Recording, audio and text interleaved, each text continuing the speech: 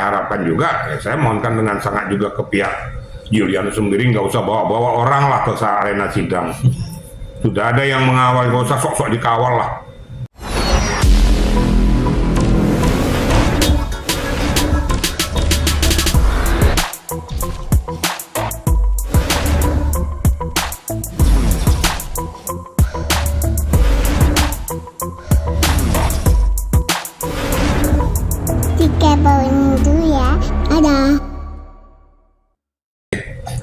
Assalamualaikum warahmatullahi wabarakatuh.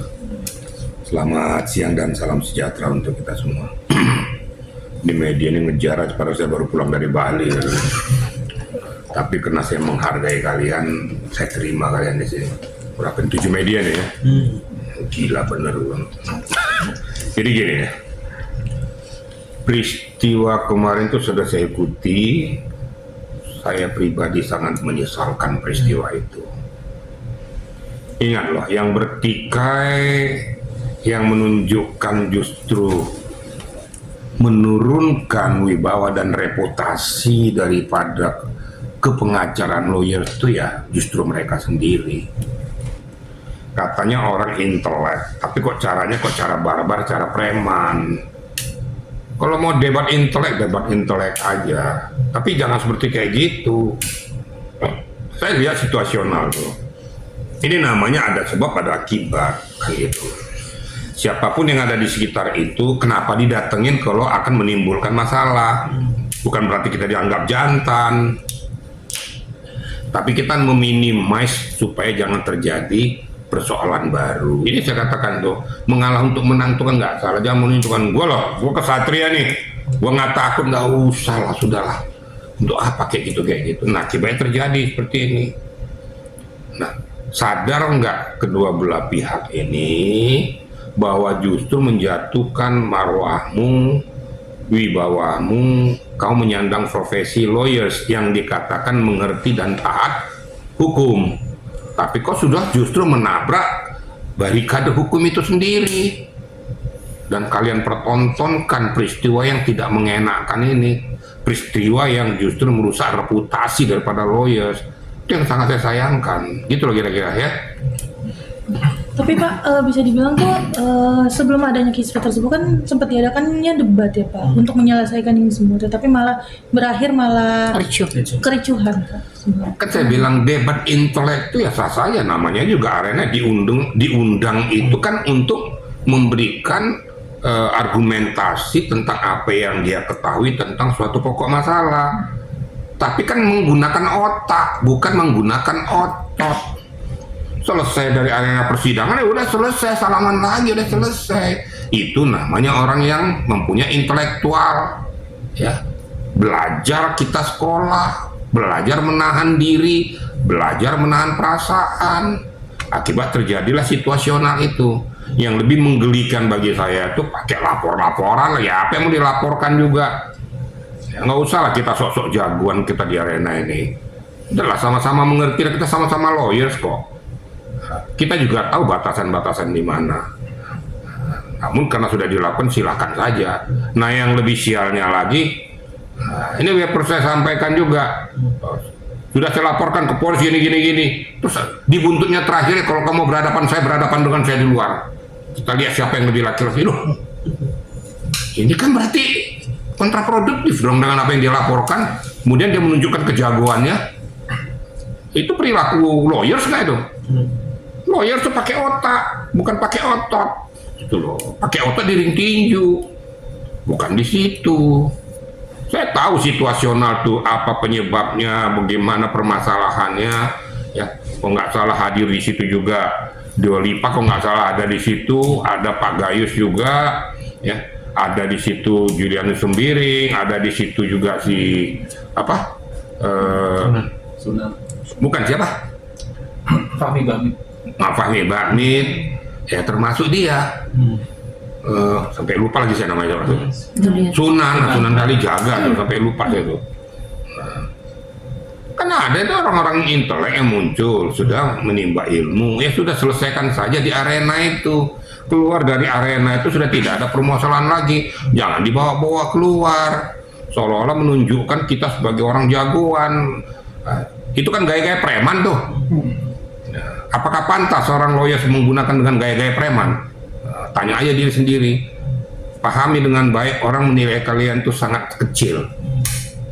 Berarti tidak menggunakan otak. Itu aja bagi saya seperti itu ya. Jadi nggak usah lah saudara. Kalau kita mau menimba ilmu yang benar, bukan ilmu lapangan, ilmu otot. Ya, gitu rekan-rekan ya. Oke, Pak, ini kan bisa dibilang perdebatan ini kan menjadi konsumsi publik, bahkan semalam sempat ditayangkan juga di televisi nasional adalah untuk mengangkat kekisruhan pada sidangnya Nikita Mirzani ya Pak. Yang Bapak lihat sendiri mungkin seperti apa sih nih Pak? Ya ini yang saya sayangkan ya. Bukannya menyelesaikan suatu pokok permasalahan tentang masalah Nikita Mirzani, tapi kan jadi membuat jadi seolah-olah bahwa persoalan Nikita Mirzani jadi persoalan yang sangat-sangat booming. Kasihan Nikitanya gitu loh. Saya setuju dengan apa yang dikatakan oleh Pak Bahmid waktu itu ya. Bukan berarti laporkan saja, itu kan karena mungkin kekesalan daripada ibu hakim atau siapa yang memimpin itu. Tapi memang kalau dilaporkan silakan saja, itu kan hak juga. Tapi apa yang dikatakan Pak Bahmid itu bahwa itu kan haknya Nikita untuk minta supaya diperdengarkan. Dan akhirnya pada saat yang sidang yang keduanya itu setelah disebutkan masalah flash disk, kan hakim sudah mengatakan bahwa tunggu waktunya momen berikutnya. Apakah di momen pembuktian nanti silakan Nikita kan menggali pokok permasalahan dan menyampaikan apa isi flash disk itu. Kemarin saya udah dengar tuh Bahmid udah benar ngomongin Bahmid tentang itu, ngomongnya hakim kok. Jadi nggak ada yang salah. Nah, jadi jangan dipolitisir, laporkan saja masalah flash disk itu. Nah, yang perlu kita ketahui dan kita pahami dan harus hati-hati, ya, dari mana dapat rekaman itu? Siapa yang merekam? Kalau intercept secara ilegal kena. Sudah ada contoh Yoke itu intercept secara ilegal, kemudian mempublikasikan ke media itu kena, masuk kan dia sekarang Salemba. Dan pada saat saya ke Salemba saya katakan, dia tanya Om saya salah nggak? Salah, langsung saya gituin aja. Walaupun dia minta saya datang untuk berkunjung ke sana, tapi saya katakan kamu salah. Itu kalau seorang lawyer itu jangan dia salah kok bener-benerin. Kalau salah katakan salah, tapi bagaimana jalan keluarnya supaya salah ini jadi benar, itu yang dicari. Dia sampaikan, kamu menyampaikan permohonan maaf ke Dewan Majelis Hakim karena ketidaktahuanmu, dan kamu juga kepada JPU, pada penyidik menyampaikan itu, dan tidak salah juga menyampaikan ke pihak si pelapor. Kalau nggak salah pelapornya itu Fitri ya, ya minta permohonan maaf, memang kamu salah nggak boleh. Nah harusnya begitu, jangan gara-gara gue demen sama seorang tuh salah pun saya bela-belain aja, kagak. Itu namanya fans buta namanya itu. Maka berkali-kali saya kata jangan fans buta. Fans buta itu tidak mendidik, hanya keinginan aja karena kau suka sama melihat tampangnya kali, udah apakah cantik kali, salah pun kau bilang aja benar. Wah saya udah korban kok, dibilang pagi di tempe besok kejang goreng katanya kan. Ya kalau depan salah seseorang saya katakan salah, benar saya katakan benar. Itulah hukum. Nah kembali kepada pokok arena persidangan itu, kan sudah diselesaikan perdebatan itu ya, pada saat berdebat antara Sunan dengan Sembiring sudah dilakukan, silakan saja. Kemudian Deolipa juga menyampaikan pendapatnya, walaupun pendapat itu ada yang benar, ada yang menurut hemat saya nggak benar. Yang nggak benar saya katakan namanya JPU ya, tetap bukan berpihak kepada korban, berpihak pada kebenaran. Pak Gayus betul itu, berpihak kepada kebenaran. Belum tentu bahwanya si pelapor itu benar semua apa yang disampaikannya, dan ada loh JPU minta supaya divonis bebas, ada loh, karena tidak sesuai dengan fakta. Itu yang saya katakan, JPU yang independen dia berpihak pada kebenaran. Jadi salah kalau dibilang tuh untuk menuntut itu dua macam, menuntut sesuai dengan akidah hukum, sesuai dengan perbuatannya, sesuai dengan apa isi BHP dan benar faktanya. Satu yang menuntut bahwa menurut analisa daripada JPU ini kayaknya nggak cocok, nggak ini, akhirnya dilakukanlah menuntut supaya dituntut bebas. Jadi jangan salah gitu loh. Tapi yang kedua yang disampaikan oleh Dewi itu betul. Yang satu itu saya koreksi. Nggak benar, apa yang dikatakan Pak Gayus benar. Nah, satu yang dikatakan Pak Gayus ini, yang mohon maaf ya, walaupun beliau profesor kan beliau kan bicara tentang masalah kerangka teoritis, tapi tidak pernah berbicara bagaimana situasi kondisi daripada praktisi di lapangan, pelaku lapangan kan gitu. Jadi katakan bahwa tidak ada ketentuan peraturan yang mengatur itu tentang masalah penggunaan rompi tahanan dan penggunaan borgol. Ingat, itu SOP sudah berlaku internasional dan berlaku dan sah secara hukum dan dituangkan juga baik di kejaksaan maupun di kepolisian maupun di KPK. Tujuannya itu tadi, satu untuk supaya jangan melarikan diri, yang kedua supaya jangan mulai perbuatannya atau melukai orang lain, yang ketiga justru takutnya dia melakukan langkah tindakan yang merugikan diri sendiri. Untuk meminimais ini makanya dilakukan itu SOP itu supaya jangan timbul masalah baru. Kalau masalah rompi itu untuk membedakan dia dengan orang lain, orang umum. Kemudian ini tahanan daripada kejaksaan bentuknya seperti ini. Untuk sekarang kejaksaan nih, ini tahanan daripada kepolisian, ini tahanan KPK. Nah, dengan umum kan berbeda nih. Nah, berarti dia memang statusnya sebagai tahanan. Jadi itu SOP berlaku sah. Nah, jadi saya luruskan aja. Jadi mana yang benar, mana yang salah gitu. Ya, gitu kira-kira ya. Pak, melihat yang kemarin juga ada perdebatan antara Fahmi Bahmid dengan Juliari Sumbiri yang mempermasalahkan tentang content of court. Nah, itu pandangan Bapak tentang hal itu seperti apa? Jadi gini, memang itu namanya content of court. Memang undang-undang tentang content of court itu belum ada. Itu kan bahasa Inggris, content of court itu. Kalau diharfiahkan dalam bahasa Indonesia, itu membuat ricuh persidangan, membuat persidangan jadi tidak berjalan dengan sistematis, kemudian merusak marwah, harkat martabat daripada arena sidang pengadilan. Ya dikenakan, dia mencemarkan wibawa daripada pengadilan itu artinya itu. Makanya dikenakanlah undang-undang itu. Memang undang-undang content of court belum diperlakukan, itu dilakukan di luar negeri ya. Tapi intinya sama. Jangan gara-gara content of court kan belum ada undang-undangnya. Iya, namanya kan bahasa Inggris tuh. Kita kan orang Indonesia. Harfiahkan dong dengan bahasa Indonesia. Gitu loh. Nah, jadi jangan dibalik-balik gitu loh. Jadi peristiwa yang kemarin apapun alasannya, karena membuat gaduhnya persidangan, yang saya sayangkan kan justru pengunjungnya yang merusak sistematis ataupun sistematika yang berlaku di pengadilan itu. Kasihan kan Nikitanya. Mungkin Nikita pada saat itu ya kena ya, maklum ya, kita sadar juga ya. Saya kalau yang benar saya katakan benar. Saya yakin Nikita melakukan tindakan itu karena sudah kegelayutan di kepalanya sudah bertumpuk. Ya, satu dia merasa terkebiri sendiri, yang kedua anaknya juga sedang mengalami masalah, yang ketiga anaknya masih kecil dan butuh perlindungan seorang ibu ya, wajar-wajar saja. Dengan situasional ini itu merupakan akumulasi kekecewaan dirinya. Nah, inilah dibutuhkan ya peran aktif daripada kuasa hukum untuk menetralisir, untuk mengguiden, untuk mengademkan situasi, berikan pemahaman-pemahaman, jangan justru ikut ke arena itu, akhirnya rusak. Berkali-kali saya sudah sampaikan, jangan kau rusak area sidang pengadilan. Nanti yang berlaku nanti mau kau ngomong apapun, mau apa kek, mau nggak jelas kek, mau dendam kek, tapi dia punya hak subjektif. Ketika vonis hakim karena dikatakan situ ada faktor pemberatan, karena membuat sidang berbelit-belit, jadi tidak jelas, akhirnya kena dongkolnya ya dikasihlah vonis maksimal. Kan kasihan.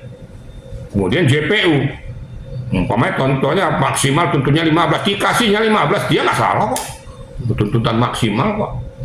Kan ada yang faktor yang memberatkan, faktor meringankan, kooperatif, adanya suatu komunikasi yang baik pada saat tanya jawab. Perlu saya sampaikan juga masalah JPU di sini. Kan ada yang bilang kenapa pas ngomong diselah, ya itu hak JPU. Karena kalau seandainya bicara ke melebar tidak sesuai dengan konstruksi harus dicegah. JPU bertanya, saya tidak, tujuannya tidak ke situ. Gitu loh. Nggak ada yang salah apa yang dilakukan JPU untuk menyelahi loh. Nah, kalau seandainya keberatan yang ditanya ini, kuasa hukum mengatakan, mohon izin yang mulia, jangan hantam konten ke sini, ke yang mulia yang mimpin sidang itu. Nanti kan pimpinan sidang akan mengatakan, JPU silakan berikan kesempatan kepada si terdakwa atau saksi untuk melanjutkan keterangannya. Itu kan nanti kan hakim, nggak langsung main hantam aja.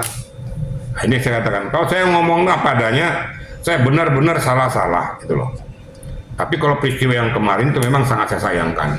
Itu kira-kira ya. Pak, terakhir mungkin dari saya tak hanya itu saja. Korban Berbi Kumalasari dan Ayu Aulia itu kan sempat terkena kakinya sobek dan melaporkan ke Polres Jaksel. Itu pilihan untuk Pak nggak sih kalau kita lihat aja gara-gara Pak robek, kita juga nggak tahu juga. Terus siapa yang melakukan itu, kan situasinya kan rame. Apa bisa langsung tohok siapa yang melakukan? Kalau satu gerombolan yang melakukan, satu gerombolan itu berdiri di Gebiahu ya, kan harus ada siapa pelaku utamanya. Ya kalau kita nggak tahu juga susah juga. Ya, kecuali kalau dia memang betul robek kakinya itu dilakukan jelas orangnya, silakan dilaporkan kalau melakukan penganiayaan. Tapi kalau tidak tahu siapa yang mau dilaporkan, terus gimana? Nggak ada tujuannya. Jelas kan? Jelas. Ini kan rame tuh. Hanya yang saya harapkan juga, saya mohonkan dengan sangat juga ke pihak Julianus sendiri, nggak usah bawa-bawa orang lah ke arena sidang. Sudah ada yang mengawal, nggak usah sok-sok dikawal lah. Saya aja jenderal aja nggak dikawal-kawal orang kok. Yang kadang-kadang sombong sekali pengacara ini, sok sepedi dulu bodyguardnya gede-gede di belakang kan.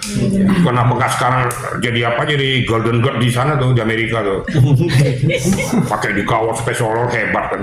Justru orang-orang yang dikawal seperti kayak gitu, justru di situ kerdil sebenarnya orangnya. Tidak jantan. Supaya dibilang hebat kan, oh kawal sini. Emang apa rupanya kalau dikawal rupanya? Emang lu bisa bikin apa? Gitu lah. Yang sialnya yang ngawalnya nggak ngerti hukum pula lagi kan, hancur lah kan. Pokoknya kawal supaya hebat saya kan. Kelihatan orang keren kan, padahal kerdil. Saya dulu waktu Kapolda saya justru nggak mau dikawal. Ya, itu merupakan SOP ya. Pada saat di wilayah itu kalau kita mau kontrol tuh, itu pakai dikawal tuh. Saya bilang kamu pengawal mundur di belakang. Kenapa? Di lampu merah wajib berhenti. Apa alasannya? Ada alasan mendesak? Nggak ada. Karena orang yang di lampu merah itu juga mempunyai hak yang sama, bayar pajak sama. Emang apa kelebihanmu kalau sudah jadi Kapolda harus dikawal-kawal, lampu merah diterobos aja gitu loh. Justru kita yang menunjukkan kita yang melanggar hukum. Orang kau tangkepin lah, kau sendiri melanggar. Dengan alasan itu SOP, enggak ada ketentuannya. Makanya kalau ada rangkaian itu sudah diberitahukan dulu, sehingga publik tahu. Tapi kalau hanya cuma dikawal aja, ya pejabat-pejabat ini kesusahannya kan di situ. Makanya ada kadang-kadang warga tuh marah, ya wajar-wajar aja. Kenapa ya? Kita sama-sama punya hak yang sama kok di jalan raya kok. Emang apa kelebihan sama-sama bayar pajak kok? Terus kok suruh minggir-minggir orang semua kan? Nah, tapi kecuali dalam hal-hal yang betul-betul khusus, darurat atau hal yang perlu segera kecepatannya, ya silakan lah. Kadang-kadang kan susah kan di situ. Supaya dibilang hebat kan, should be head kan itu.